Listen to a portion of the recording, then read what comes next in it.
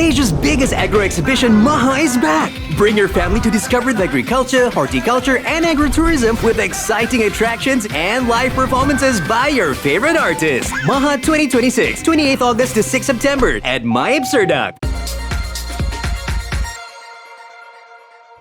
Former Prime Minister Ismail Sabri Yaakob's court appearance has been postponed after he was admitted to the National Heart Institute.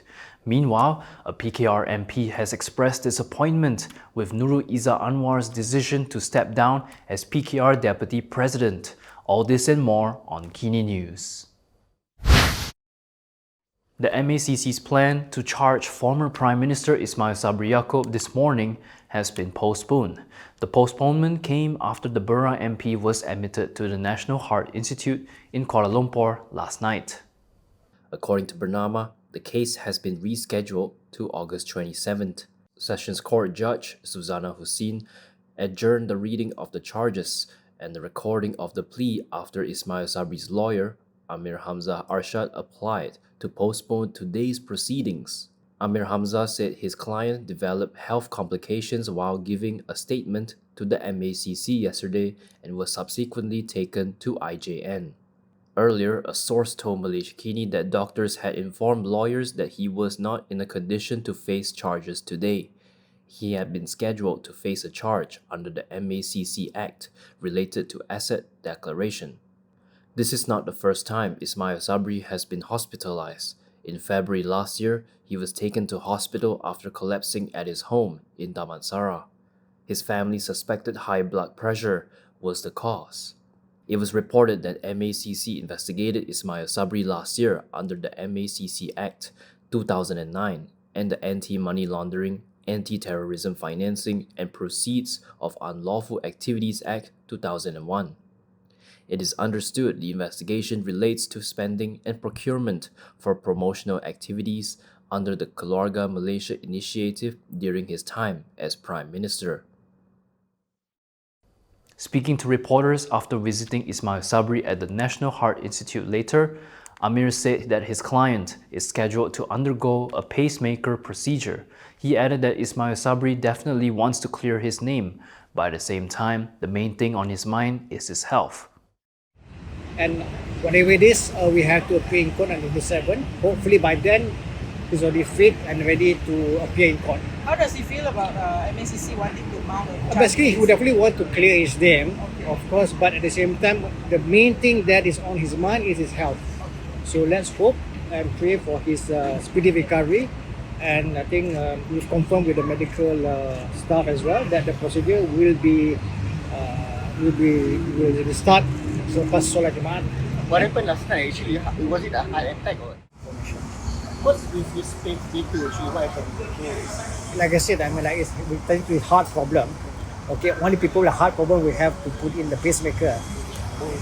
And then because even the letter from IJN that we cited confirmed that they detected arrhythmia, which requires further investigation and check, medical checkup. So is the SURN members came over and checked out? Like I said, I don't have the information. I can't confirm that. Did you visit him today after the court proceedings? Who? MACC? Well, I didn't see any MACC officer just now. Okay, thank you. Ampang MP Rodziah Ismail has expressed disappointment over Nurul Izzah Anwar's decision to resign as PKR Deputy President. Speaking to Malaysia Kini, Rodziah said Nurul Izzah has every right to step down. However, as a party member, she said she felt aggrieved because the deputy presidency is PKR's second highest post and is no child's play. She added that she was not surprised by the move, claiming she had heard about Nurul Izzah's intention to resign several times since she won the post. According to Rodziah, the reasons given by Nurul Izzah were understandable. However, she argued that they should not prevent her from continuing to champion reforms. She noted that many people pursue further studies while remaining active in the reform movement, adding that the decision ultimately depends on the individual. Rodziah also said that if Nurul Izzah genuinely intends to take a break to focus on her studies, it would be better for her not to return to active politics and instead allow others the opportunity to lead PKR. She also stressed that these were her personal views and not the party's official position. Rodziah further expressed her belief that Nurul Izzah's resignation is a sign that PKR needs to re-evaluate its direction and struggle. Yesterday, Nurul Izzah confirmed her intention to step down from the party's number 2 post, saying she had already conveyed her decision to the party's central leadership. In a post on Facebook, she said the decision came after careful reflection. She stressed that her commitment to serving the people remains unchanged and that she intends to continue that service beyond the confines of any single office or title. Nurul Izzah said that she plans to focus on further studies and commitments outside the political arena. She added that she will remain a PKR member and continue supporting the party under Prime Minister Anwar Ibrahim's leadership. Earlier, PKR Communications Director Fahmi Fazil said the party's central leadership had discussed her requests. He said that after hearing her views as well as those of other party leaders, the leadership granted her temporary leave, beginning after the PKR National Congress on August 14th and 15th. Fahmi also said PKR Vice President Saifuddin Nasution Ismail would assume the Deputy President's duties during her absence. From now on, you can also listen to KiniNews on Spotify and Apple Podcasts. Scan the QR code on the screen to follow us. Past President Abdul Hadi Awang said Bersatu is no longer considered a component party of Perikatan Nasional. He said this was after Bersatu President Muhyiddin Yassin expressed the intention to form a new political coalition. Dia sudah membuat kenyataan untuk tubuh satu pasukan lagi. Dia sendiri dia. Pasal mesej dia keluar. Tapi rasmi tak ada lagi lah. Sampai rasmi lah dia keluar dengan sendiri bila dia buat. Akan ada keputusan lah. Tak ada keputusan.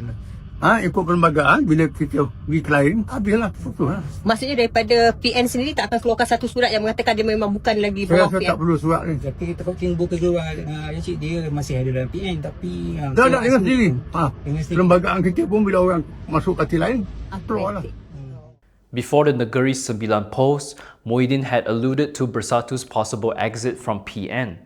He accused PAS of unilaterally entering an electoral pact with BN and claimed that Bersatu had been sidelined during seat negotiations. After the state election, Muhyiddin touted the formation of the Ikatan Prihatin Rakyat coalition with Putra and Yurimai.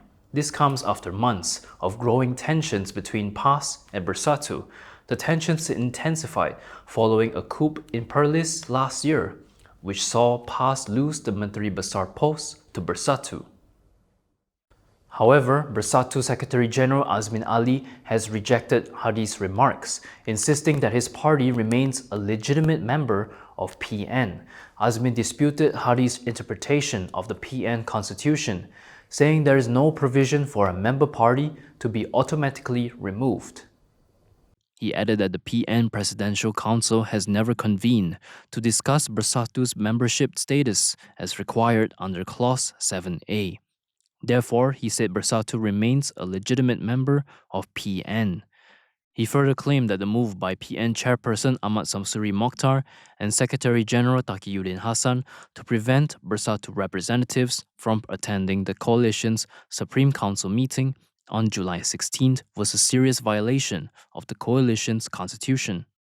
He said the move had prevented Bersatu from participating in discussions on cooperation with BN as well as seat allocations for the Negeri Sembilan state election. Azmin added that Bersatu would lodge an official complaint with the Registrar of Societies over the alleged constitutional violation.